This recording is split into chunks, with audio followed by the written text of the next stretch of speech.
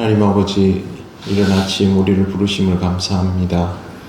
오늘도 말씀 따라 기도의 자리로 나아가오니 성령께서 우리를 인도하옵소서. 예수님 이름으로 기도드립니다. 아멘. 찬송가 325장 하나님께 찬양드립니다.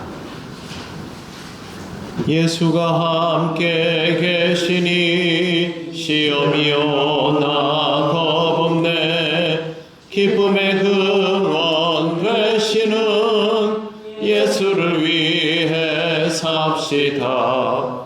날마다 주를 섬기며 언제나 주를 기리고 그 사랑 안에 살면서 딴 길로 가지 맙시다. 이 세상 사는 동안에 주 이름 전파하면서 무한한 복락 주시는 예수를 위해 삽시다. 날마다 주를 섬기며 언제나 주를 기리고 그 사랑 안에 살면서 딴 길로 가지 맙시다. 이 세상 친구 없어도 예수는 나의 친구니 불의한 일을 버리고 예수를 위해 삽시다. 날마다 주를 섬기며 언제나 주를 기리고 그 사랑 안에 살면서 딴 길로 가지 맙시다. 주께서 심판하실 때 잘했다 칭찬하리니 이러한 상급 받도록 예수를 위해 삽시다. 날마다 주를 섬기며 언제나 주를 기리고 그 사랑 안에 살면서 딴 길로 가지 맙시다. 하나님 말씀 사도행전 18장 1절에서 3절입니다. 합독하겠습니다. 그 후에 바울이 아덴을 떠나 고린도에 이르러 아굴라라 하는 본도에서 난 유대인 한 사람을 만나니 글라우디오가 모든 유대인을 명하여 로마에서 떠나라 한 고로 그가 그 안에 브리스길라와 함께 이달리아로부터 새로 온지라. 바울이 그들에게 감해 생업이 같으므로 함께 살며 일을 하니 그 생업은 천막을 만드는 것이더라. 아멘. 그 후에 바울이 아덴을 떠나 고린도에 이르러 라고 되어 있습니다. 바울은 아덴을 떠나서 80km 정도 떨어진 고린도라는 도시로 가게 됩니다. 바울의 계획에도 없던 유럽 선교는 빌립보에서 데살로니가로, 그리고 데살로니가에서 베레아로, 베레아에서 아덴으로, 아덴에서 고린도까지로 이렇게 이동하게 된 것입니다. 당시 고린도는 도자기업이 발달한 도시였습니다.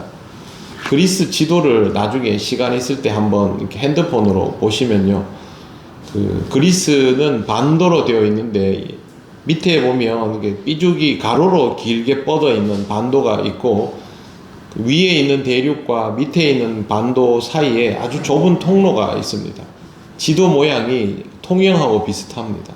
통영에 통과하려면 원문 고개를 지나야 되는 것처럼 그 좁은 통로를 지나야 밑에 있는 반도로 갈 수가 있습니다. 그 밑에 있는 반도 지역을 펠레폰네소스라고 합니다. 예전에 아주 유명한 스파르타의 전쟁이 있던 그 땅이 펠레폰네소스인데 이 땅의 그 원문 고개 같은 관문, 거기가 바로 고린도입니다. 그러다 보니 이 고린도 땅이 무역의 중심지일 수밖에 없죠. 모든 것들이 그 안으로 다 이제 교류가 이루어지고 있는 도시였고, 반도 크기는 강원도보다 좀 더 큽니다. 그러니까 이 큰 반도의 관문이 고린도이다 보니 고린도는 자연스럽게 커질 수밖에 없었습니다. 당시 고린도 인구가 자유인 25만 명, 노예가 40만 명인데 65만 명 정도 됩니다. 이 당시 예루살렘 인구가 10만 명이 안 된 것으로 알려져 있습니다. 그러면 이 65만 명과 무역하러 드나드는 사람들을 합치면 지금 이 시대로 봐도 거대 도시이죠. 그래서 제가 아테네와 인구를 비교를 해보았는데 아테네보다 이 도시가 훨씬 큽니다. 실질적으로 그리스 땅에서 사실상 제일 큰 도시라고 불러도 과언이 아닐 만큼 대형 도시였습니다. 물질적으로 풍요롭고 여러 인종이 살다 보니 온갖 것들이 다 있었고요. 전성기에는 2만 명을 동시에 수용할 수 있는 야외 경기장, 체육 경기장 같은 시설이 있었습니다. 이곳에서 고대 운동 경기가 이루어지기도 했습니다. 여러분 잘 아시는 올림픽의 기원이 되는 올림피아나 또 이 네 종류의 대회가 있었는데요. 올림피아, 피티아, 네메아, 이스트미아가 있습니다. 이스트미아가 고린도에서 행해진 건데 요거는 2년마다 한 번씩 있었습니다. 이런 거를 이렇게 자주 할 만하면 그만큼 고린도 지역에는 돈이 많았다라는 뜻입니다. 고린도의 또 하나의 특징은 뭐냐 하면 아프로디테 신전이 있는 것입니다. 아프로디테라는 이름을 들어보셨을 텐데요. 사랑의 여신입니다. 이 신전이 굉장히 높은 고도에 세워져 있고 신전에 무려 1000명에 이르는 여사제가 있습니다. 사랑의 여신, 여사제 이러면 딱 그림이 나오지 않습니까? 이 신전은 그 음란 행위를 하러 가는 곳입니다. 그러니까 이 신전의 사제들은 다 그 매춘 여성이 되는 것이죠. 신전에 헌금을 하고 그 돈을 내고 이제 음란 행위를 하러 사제가 1000명이면 완전히 이건 뭐 매운굴도 이런 매운굴이 없죠. 이런 일들이 도시 안에서 버젓이 이루어지고 있었습니다. 그래서 아프로디테 신전은 사람들이 음욕을 해결하러 오는 곳이라고 알려져 있습니다.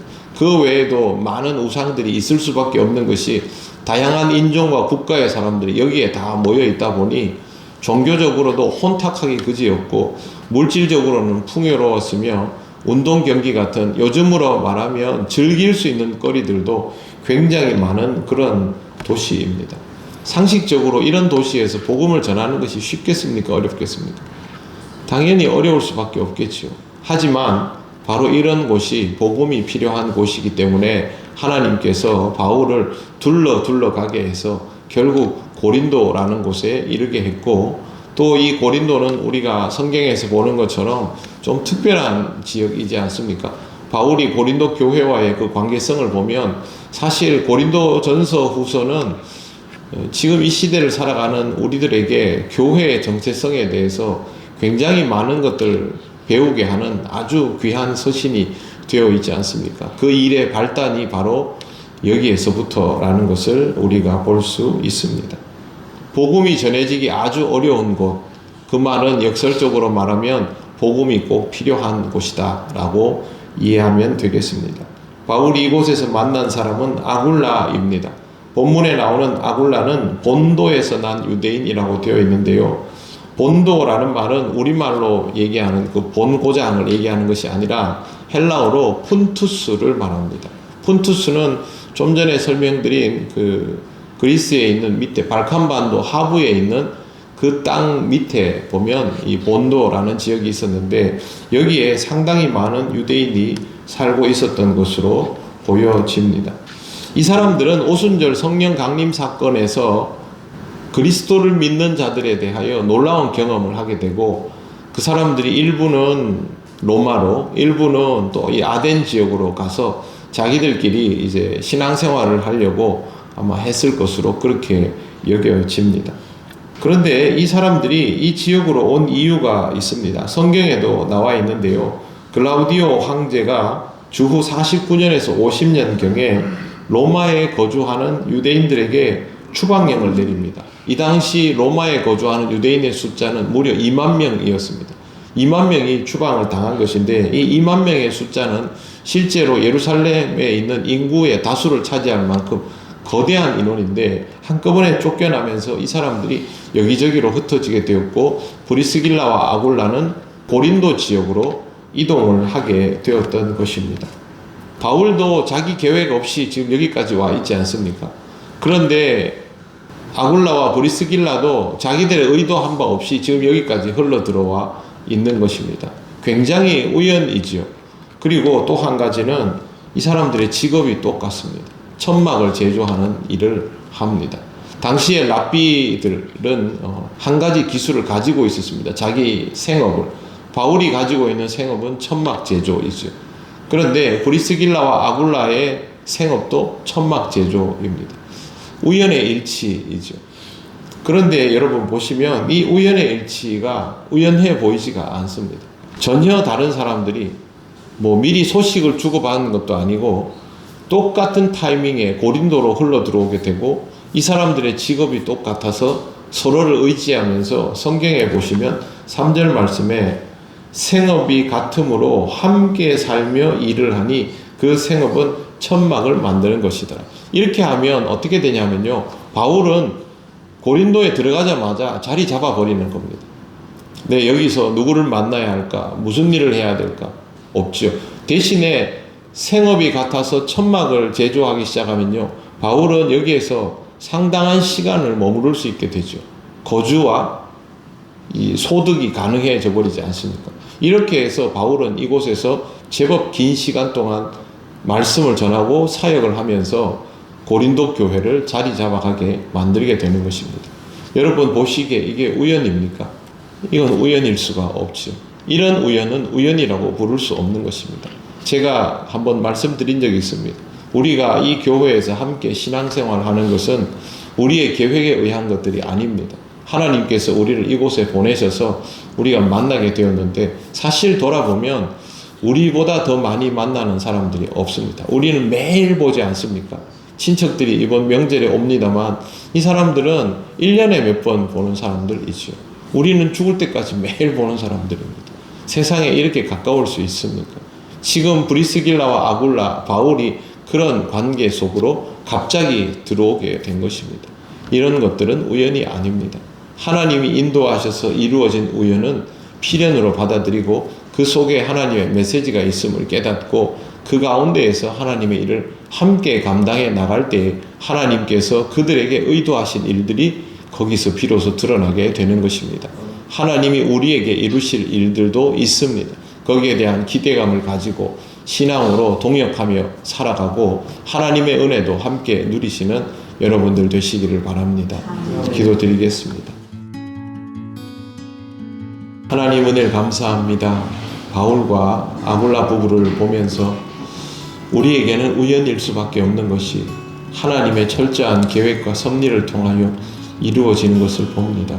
모든 일들을 이와 같이 이루시는 하나님 아버지, 우리의 만남도 이와 같은 일임을 믿습니다. 우리도 하나님께서 주시는 이 만남을 통하여 의미를 늘 발견하게 하시고 하나님이 기뻐하시는 방법으로 하나님이 기뻐하시는 길로 나아가는 우리 교회가 되게 하여 주시옵소서. 믿음의 동역을 이룰 때마다 우리 안에 하나님이 주신 기쁨이 충만하길 원하며 서로 사랑함을 늘 함께 이루어갈 수 있는 교회 되게 하여 주옵소서. 오늘도 하나님이 인도하시는 귀한 날을 살게 하심을 감사드리며 예수님 이름으로 기도드립니다. 아멘. 하늘에 계신 우리 아버지, 아버지의 이름을 거룩하게 하시며 아버지의 나라가 오게 하시며 아버지의 뜻이 하늘에서와 같이 땅에서도 이루어지게 하소서. 오늘 우리에게 일용할 양식을 주시고 우리가 우리에게 잘못한 사람을 용서하여 준 것 같이 우리 죄를 용서하여 주시고 우리를 시험에 빠지지 않게 하시고 악에서 구하소서. 나라와 권능과 영광이 영원히 아버지의 것입니다. 아멘.